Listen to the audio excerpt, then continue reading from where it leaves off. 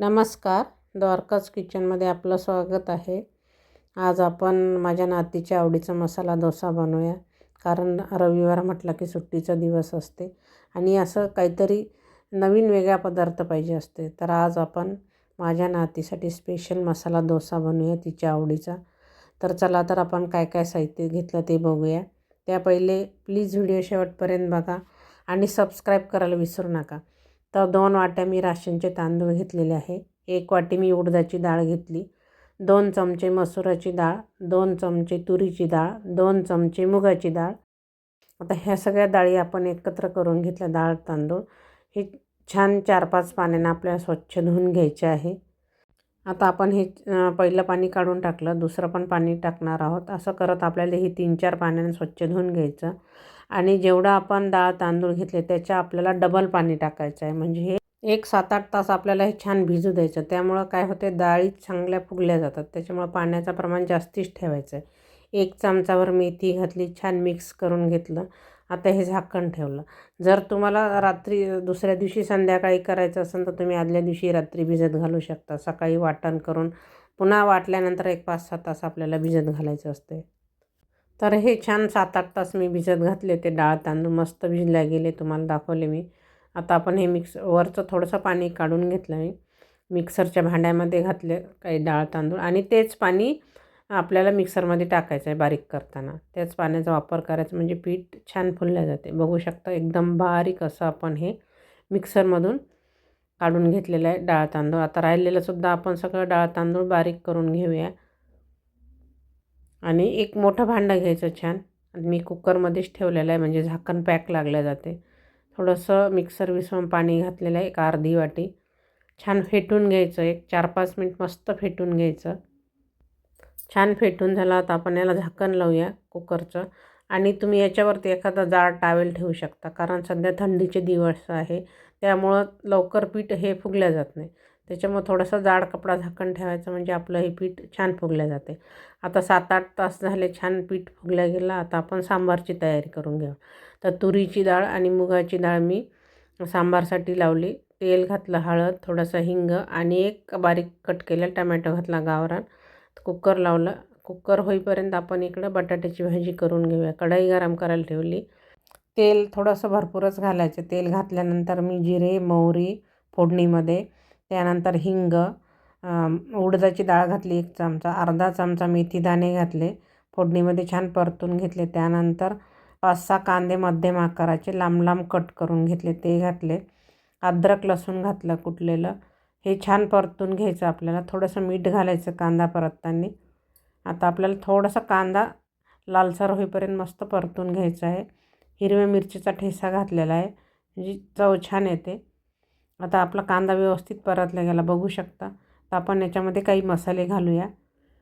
लाल तिखट 1 चमचा, हळद 1 चमचा, गरम मसाला 1 चमचा, धने पावडर 1 चमचा, जिरे पावडर 1 चमचा. हे छान मिक्स करून घेतलं. याच्यामध्ये आपण आधीच उकडून मी कट करून बटाटे ठेवले ते घातले. छान मिक्स करून घेऊया म्हणजे पूर्ण बटाट्याला मसाला लागला गेला पाहिजे. एकसारखं परतून घ्यायची आपल्याला ही भाजी. मस्त कलर आला, बघू शकता. आणि उलथाण्याच्या सहाय्यानेच आपल्याला छान मॅश करून घ्यायचे. थोडंसं मीठ घातलं, थोडीशी साखर चवीनुसार, थोडीशी कोथिंबीर घातली.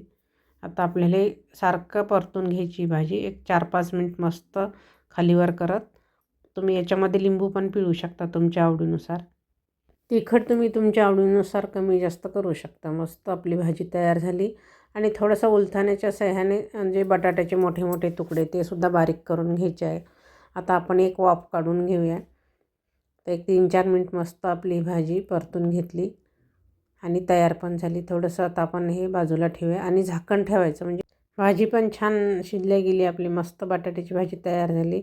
झाकण ठेवल्यामुळं बऱ्याच वेळ गरम राहते. आता आपण सांबारची तयारी करून घेऊया. आधीच मी कुकर लावलं होतं, तर कुकर थंडही झालं. आता हे भांडं गरम करायला ठेवलं. तेल घातलं, जिरे मोहरी हिंग आणि लांब लांब कट करून घेतले 2 मध्यम आकाराचे कांदे, ते घातले. थोडं लसूण अद्रक घातलेलं आहे ठेचलेलं. आता हे थोडंसं लालसर कलर होईपर्यंत आपल्याला हे परतून घ्यायचं आहे. मी काही भाज्या पण आधीच कट करून ठेवलेला आहे. 1 बटाटा, 1 वांगं आणि थोडेसे दोडके, अर्धी वाटी बारीक कट केलेले तुकडे थोडंसं मीठ घालायचं भाज्या परतताना, म्हणजे भाज्याला पण छान मीठ लागले जाते. गावरान टमाटा आहे, एक बारीक कट करून घातलं, छान परतून घेतलं. सगळ्या भाज्या व्यवस्थित परतून घ्यायच्या आहे. शेवटी मसाले घालायचे आहे. 1 चमचा हळद, 2 चमचे लाल तिखट आणि हे आमसूल आणि गूळ मी आधीच भिजत घातला ते घातलं. थोडीशी कोथिंबीर घातलेली आहे. सांबार मसाला घालूया 1 ते 1.5 चमचा. आपण वरतून पण नंतर सांबार मसाला वापरणार आहोत. आता हे छान मिक्स करून घेतलं. छान झाकण ठेवायचं म्हणजे भाज्या छान शिजल्या जातात. खालीवर करत राहायचं म्हणजे खाली लागणार नाही. पुन्हा झाकण ठेवलं. आता 1-1.5 मिनिट आपल्या मस्त भाज्या तयार होत्या तोपर्यंत आपण इकडं जी चटणी बनवून घेतलेली आहे मी, शेंगादाणे आणि खोबरं, हिरवी मिरची, कोथिंबीर घालून त्यावरती जिरे, मोहरी, हिंगाची फोडणी घातली. चटणी पण तयार झालेली आहे. तुम्ही दहीसुद्धा वापरू शकता. तर भाजी पण आपल्या इकडं मस्त मऊ झालेल्या आहेत. आता याच्यामध्ये जे कुकरला डाळ लावून घेतली होती ती थोडीशी रवीने हलवून घेतली आणि आता ह्या भाजीमध्ये टाकली म्हणजे मस्त आपला सांबार तयार झाला. थोडीशी कसुरी मेथी पण घातलेली आहे. आता तुमच्या आवडीनुसार तुम्ही दाटसर हवं तेवढं ठेवू शकता किंवा पातळसर करू शकता. शेवटी अजून मी 1 ते 1.5 चमचा सांबार मसाला घातलेला आहे. सांबारला उकळी येते तोपर्यंत आपण पीठ पण बघून घेऊया. मस्त पीठ फुगल्या गेलं आहे बघू शकता. छान जाळी आलेली आहे. तुम्ही जवळूनसुद्धा बघू शकता. आता आपल्याला हे पीठ छान 5 ते 6 मिनिट मस्त फेटून घ्यायचं आहे. तर फेटून होईपर्यंत आपलं हे सांबार पण झालं. आपण ते भांडं उतरून ठेवूया. आता हे जे पीठ आपलं फुगलेलं आहे ते आपण अर्धच एका बाउलमध्ये काढून घेऊया. त्यामध्ये मी 2 चमचे रवा थोडासा हलकासा भाजून घेतला, तो घातला. अर्ध्याच पिठामध्ये घातलेला आहे. अर्धं पीठ आपण बाजूला ठेवलेलं आहे. आता हे रवा घातल्यानंतर छान मिक्स करून घ्यायचं 2-3 मिनिट म्हणजे एकसारखं पूर्ण रवा मिक्स होते. चवीनुसार मीठ घातलं. पोहे खायच्या चमच्याने अर्धा चमचा मी सोडा घातलेला आहे आणि अर्धा ग्लास पाणी घातलं. आता हे आपल्याला पुन्हा 4-5 मिनिट मस्त फेटून घ्यायचं म्हणजे एकसारखं आपलं पीठ तयार होतं. तर आधी मी अर्धा ग्लास पाणी घातलं, अजून थोडंसं मी पाणी घातलेलं 1 कपभर आवश्यकतेनुसार.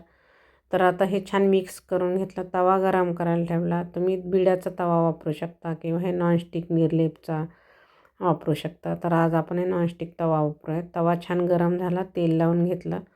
छान 1 पळीभर मस्त आपलं हे सारण पसरवून घ्यायचं. एकदम छान पातळसर डोसा बनवून घ्यायचा आहे. अजून थोडंसं पाणी लागते असं वाटते मला. अजून थोडंसं मिश्रणामध्ये मी पाणी घालणार आहे 1 कपभर. छान डोसा आपलं पसरून घेतला. वरती तेल टाकून घेतलं. झाकण ठेवायचं 1 मिनिटभर. झाकण ठेवल्यानंतर बघू शकता मस्त बाजूच्या कडा सैल करून घ्यायच्या म्हणजे खाली चिटकणार नाही. एकसारखा आपला डोसा तयार होतो. डोसा आपण सैल करून घेतला त्यावरती भाजी घालूया म्हणजे एकसारखा डोसा भाजला जाते आणि खाली जळतसुद्धा नाही. मस्त कुरकुरीत असा डोसा तयार झाला. चला तर पहिला माझ्या नातीला देते मस्त. चला तर आता आपण दुसरा पण एक डोसा टाकून घेतलेला आहे.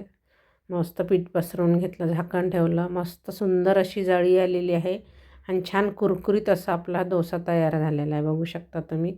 व्यवस्थित सगळ्या साईडनी कडा त्याच्या काढून घ्यायच्या म्हणजे एकसारखा आपला डोसा भाजला जाते आणि कुरकुरीत होते आणि कलरही सुंदर येते बघू शकता. मस्त आपले हे डोसे तयार झालेले कुरकुरीत असे. छान सोबत सांबार आणि खोबरं शेंगदाण्याची थोडीशी पातळ चटणी, बटाट्याची भाजी, एकदम हॉटेलमधल्यासारखेच मस्त कुरकुरीत असे आपले हे मसाला डोसा तयार झाला. तुम्हाला मी थोडासा तोडून पण दाखवला. मस्त छान कुरकुरीत असं आपला हा डोसा तयार झाला. तर रेसिपी आवडल्यास कमेंट, लाईक आणि सबस्क्राईब नक्की करा. भेटूया नवीन रेसिपीसोबत. धन्यवाद.